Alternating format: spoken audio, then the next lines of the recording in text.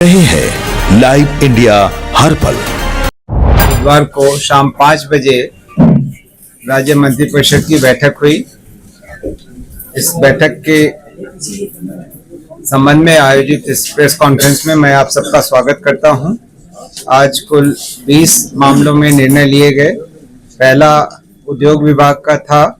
औद्योगिक क्षेत्र पटना के अंतर्गत एयरपोर्ट कैंपस से सटे बियादा की 1.85 एकड़ भूमि भारतीय विमानपत्तन प्राधिकरण को निःशुल्क हस्तांतरण करने की स्वीकृति दी गई।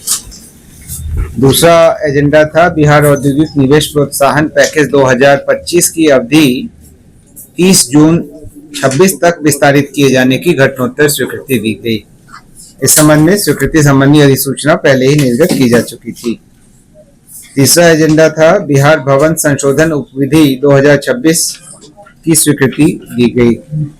चौथे एजेंडा में नगर विकास एवं आवास विभाग के अंतर्गत नगर पालिका के आम एवं उप निर्वाचन 2026 में वरिष्ठ नागरिकों, शारीरिक रूप से दिव्यांग, असाध्य रोग से ग्रसित अथवा अपने स्थान से प्रवासित मतदाता द्वारा सुगमता पूर्वक यथास्थान मतदान करने के उद्देश्य से ई वोटिंग सिस्टम का उपयोग करते हुए नामांकन के आधार पर 31,45,000 रुपए के अनुमानित लागत पर सी-डैक हैदराबाद को एजेंसी के रूप में कार्य करने की स्वीकृति दी गई।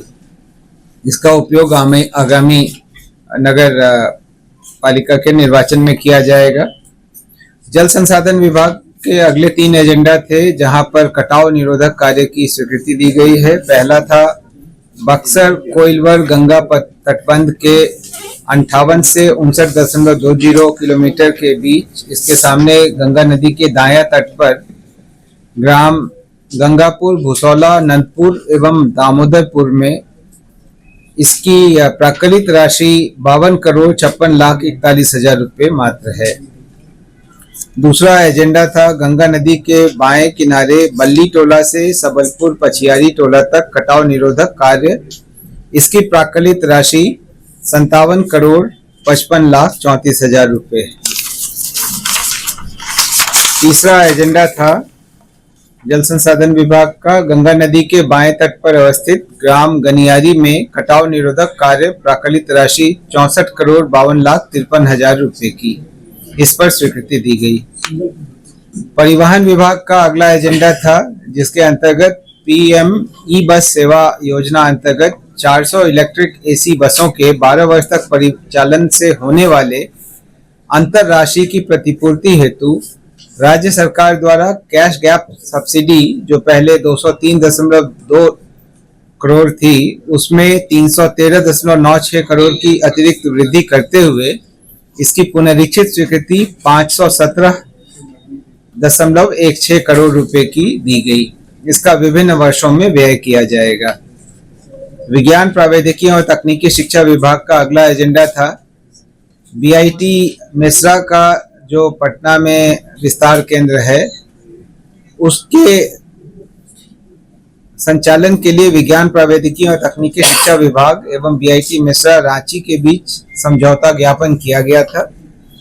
इसकी अवधि को 17 दिसंबर 2015 से 16 दिसंबर 2030 तक के लिए विस्तारित किए जाने की स्वीकृति दी गई। वित्त विभाग का अगला एजेंडा था जिसमें 7वें राज्य वित्त आयोग के अवधि विस्तार की स्वीकृति दी गई, जिसमें सीतामढ़ी में राजकीय चिकित्सा महाविद्यालय एवं अस्पताल का नामकरण मां सीता चिकित्सा महाविद्यालय एवं अस्पताल सीतामढ़ी के रूप में किया गया।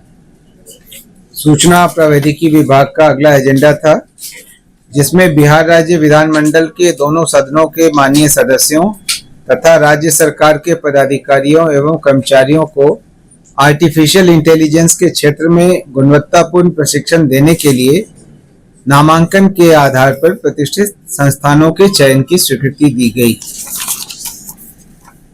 13वां एजेंडा था नगर विकास एवं आवास विभाग का राज्य के चुने हुए शहरी केंद्रों को आर्थिक रूप से सशक्त एवं उत्पादक बनाने तथा एकीकृत शहरी आर्थिक क्षेत्रों के विकास के लिए विश्व बैंक से $500 मिलियन ऋण की सहायता प्राप्त कर बिहार अर्बन ट्रांसफॉर्मेशन प्रोग्राम क्रियान्वित करने की सैद्धांतिक स्वीकृति दी गई। पथ निर्माण विभाग का अगला एजेंडा था, जिसमें ओपीआरएमसी के लिए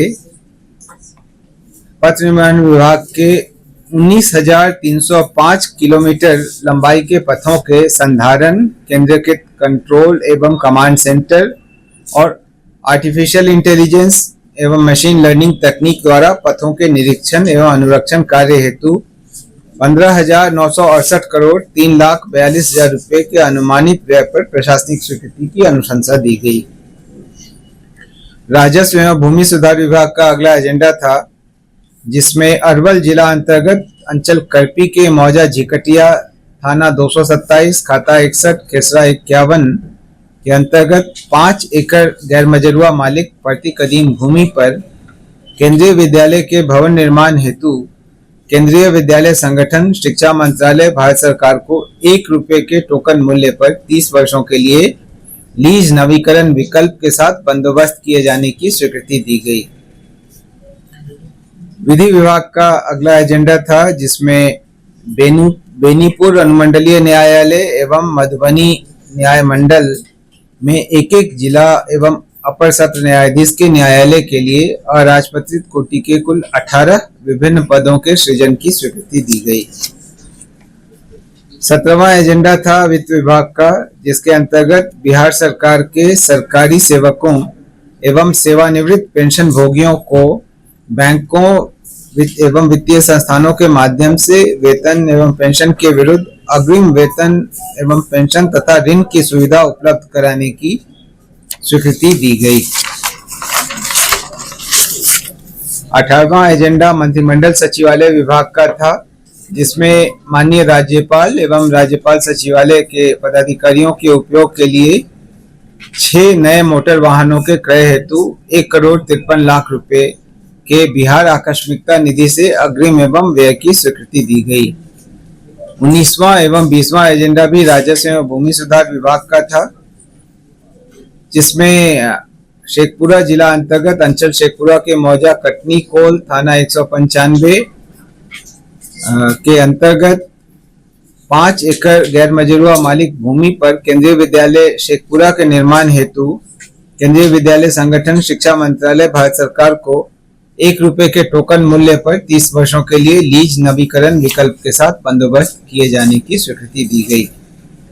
ऐसी ही स्वीकृति शेखपुरा जिला अंतर्गत अंचल शेखपुर सराय के मौजा नीमी थाना 10 खाता 527 की 4 एकड़ 56.74 डिसमिल गैर मजरूआ मालिक भूमि पर केंद्रीय विद्यालय शेखपुर सराय के निर्माण हेतु केंद्रीय विद्यालय संगठन शिक्षा मंत्रालय भारत सरकार को 1 रुपए के टोकन मूल्य पर 30 वर्षों के लिए लीज नवीकरण विकल्प के साथ बंदोबस्त किए जाने की स्वीकृति दी गई।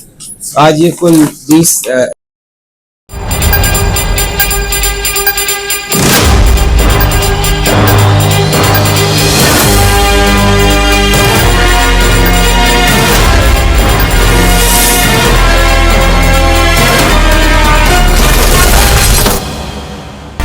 आप देख रहे हैं लाइव इंडिया हर पल।